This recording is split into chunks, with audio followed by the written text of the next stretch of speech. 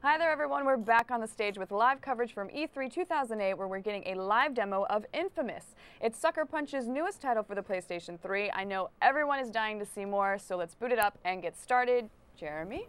Hey, I'm moving in.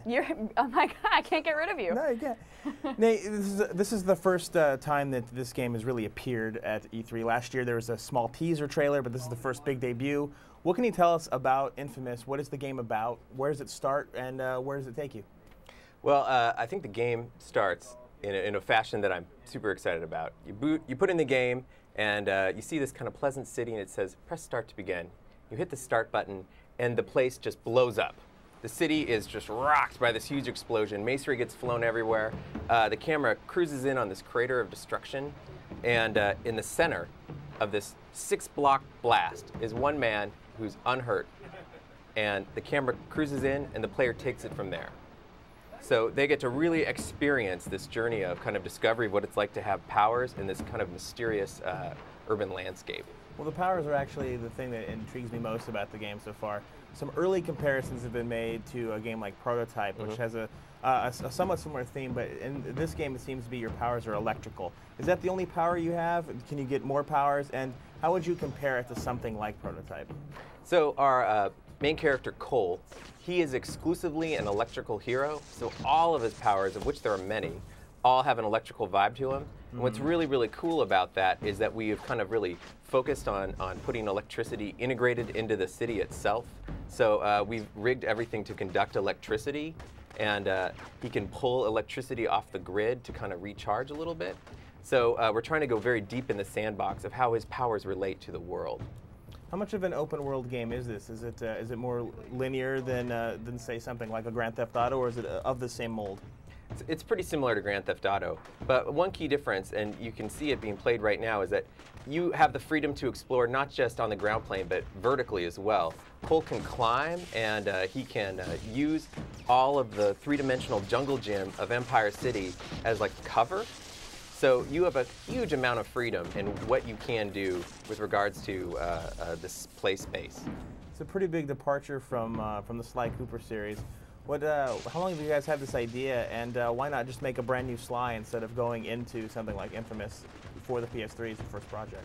Well, we're really proud about Sly Cooper, as you might imagine, but we were sort of helpless at the end of Sly Cooper when we were thinking about what's next, because we're such comic book fans. Right. We had to make a superhero game that was kind of like, you know, Manifest Destiny. Okay. You know? Yeah, we had to do it. So in terms of the technology and the abilities that the character have, can you give us we're seeing it on the screen right now, but what are some a nice broad overview of some of the things you can do, and what are your main goals as you play? Well, your main goal is to find out why you have powers and what is going on in the city, because there's a large unfolding mystery, and the kind of, what was the other thing?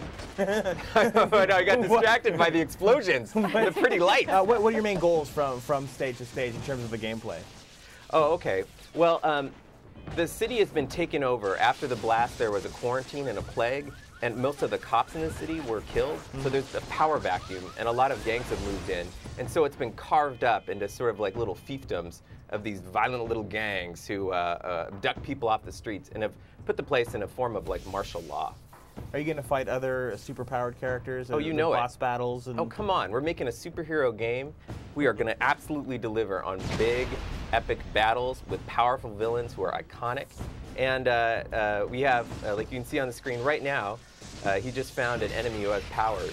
And this is great for us because we get to make kind of tactical combat that is really kind of different from a lot of games because we can employ sweet stuff like powers. So the game is due out in the spring of next year. When do you guys think you're going to start making your big push to starting to reveal a lot more? Right now I know it's just a sneak peek at E3, or do you have any plans to maybe, as we get closer to Leipzig, a little bit beyond, what's your main goal for really starting to get the most information about this game out there? Well, you know, first and foremost, we're making a game that's about giving the player the feeling of becoming a modern-day superhero. So that's our big message right now, and the details of that are going to come when they do. Yeah, in a tantalizingly slow fashion. Right. Well, thanks so much, guys. Very impressive stuff. I know you have a plane to catch, so we're going to wrap this up for you. We've got much more demos to set up for as well, so we'll be taking a short break, and we'll be back with you shortly.